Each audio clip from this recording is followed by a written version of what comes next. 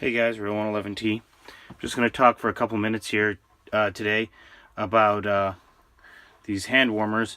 We got the cold weather coming in, and this is something that I've had for a long time. I've had one of these Jon-e hand warmers for a long time. Let me get it up in camera here. Yep. See, it says Jon-e Orbex. Okay.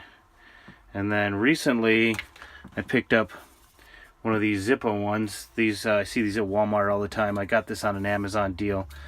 I think Walmart has them about 12 bucks. I think the Amazon deal was about 10 bucks. I picked up two of them just to see what they were like compared to this old one here. For those of you who don't know, basically what you got is there's three pieces. There's the lid, well, four pieces if you count the cover, but you've got the base here, removable heating element, and then you fill it through here, and then once you light it, you stick it in the pouch. Okay, and this is definitely part of the system. You don't want to not keep it in the pouch while it's burning, okay, because they'll burn too fast, and they'll get too hot and they'll burn you. So they each come with a fuel measure here. This one, you see it says 12 hours there. The Jon-e one has a line. It doesn't make any claims about how long. I suspect it's less because I found that this one kicks out a little bit more heat. But it's got a line. It's hard to see on the video, but it just says fill to here, basically. And the cool thing about the older style one is that when you're storing it in the pouch, not when you're using it, but when you're storing it, is you can just sit it right in there. Now, I've never tried to keep it in there while it was running, but I suspect this would melt, which might be why the Zippo one here is an altogether different design. Okay, the notion is that you would take your lighter fluid. It's just, you know, of course, it's a Zippo product. They want you to use Zippo lighter fluid or Ronson lighter fluid because Zippo owns Ronson. But you would fill it up to here and then tip it in. The reason it's important to have a measure is because you don't want to completely fill the reservoir. Okay, you have to imagine that as this thing heats up, the fuel's going to expand, and I suspect, best case scenario, if you overfilled it, that the fuel would come out and snuff the heating element out and then leak all over you. Okay, I guess worst case scenario, it would overflow and then catch on fire, and then you'd have an issue. But basically what I discovered when I measured out both of these is that they have exactly the same capacity to their measured lines, and that is 20 cc's.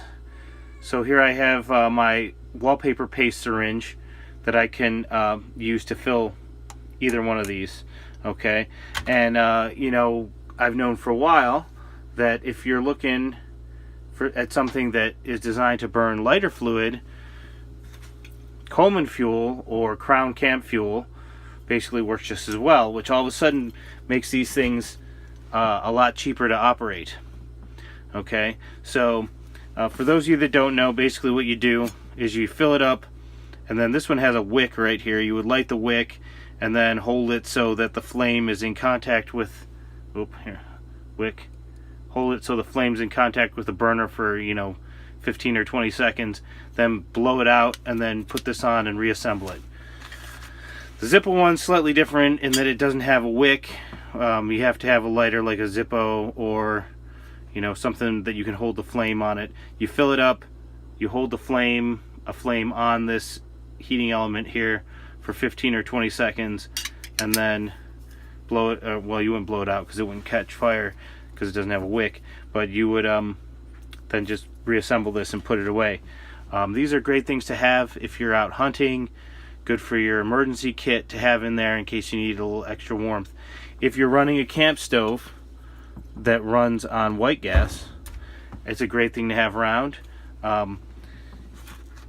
I think that maybe having a wallpaper paste syringe might be an easier way to fill it in the field if you're filling it from something like this than trying to, especially with the Zippo one. The Zippo one's the most common one that you can find very easily. If you go down to Walmart, you'll find this. The trouble with this thing is that you pretty much can fill this from a lighter fluid container, and that's it, with this tiny little hole.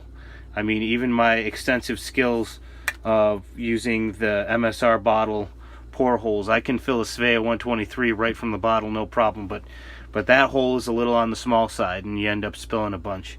So you can use this to suck it out of the bottle. I have found that the Primus or Optimus style bottles that have more of a shoulder here work better than the MSR bottles. The MSR bottles are more curved, and this paper syringe doesn't fit down into this. So basically what you end up doing with this one is you have to tilt it so that the fuel comes right up close where this little syringe can fit in, and then you just basically suck it out of there. It doesn't work as well with the MSR bottles as the ones that have this shape. So that's just something that I discovered. Yeah, so if you're interested in something like this, you know, go out, pick one up. You can find the old Jon-e ones on eBay. Pretty common. All right, and the Zippo ones, like I said, pretty much every sporting goods Walmart area I've seen has them. So and as I mentioned before, this one here kicks out a little bit more heat, so I bet it doesn't last quite as long. I think it has to do, actually, why don't I take a look in direct comparison. If you look at the heating elements between the two, you know, this one here is a larger heating element than this one, and there's a lot more, whatever it is, it looks like fiberglass to me. It looks like there's a lot more of it on this one. So the advantage of this one is that these replacement heating elements are very readily available, whereas these ones, I mean, are a lot harder to find. So that's what it is. But this one here doesn't show any sign of like giving up just yet, so I don't know how much of a concern that is. Zippo makes it seem like it's a concern because they sell the heating elements, the replacement parts. I wonder if they think people are gonna lose them, or if because it's not attached, but it wasn't a concern for these guys. Another interesting thing from the instructions from the Zippo, it said that there was no way to safely put it out, whereas the instructions for this one, I remember very clearly from back in the day, say all you got to do to put it out is you got to open it, right?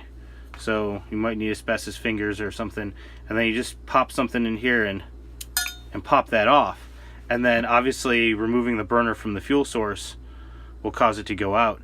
Now there's nothing you can do to stop that fuel from evaporating, okay, out of here. It's gonna happen. I mean, so that's that. Maybe that's what they're worried about, that you're gonna waste fuel, or you're gonna leak fuel. I imagine California might make that a felony at some point for you to unnecessarily vent your hand warmers. But yeah, this is a lot. I mean, to store, it's not that big a deal. This is not as good a method as that for storage. This has enough slack in here that this will fit in there for storage. Okay. But like I said, I've found this to be a more reliable and easier way to fill it up.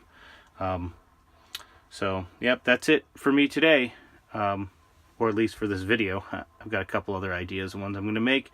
So see you on the next one.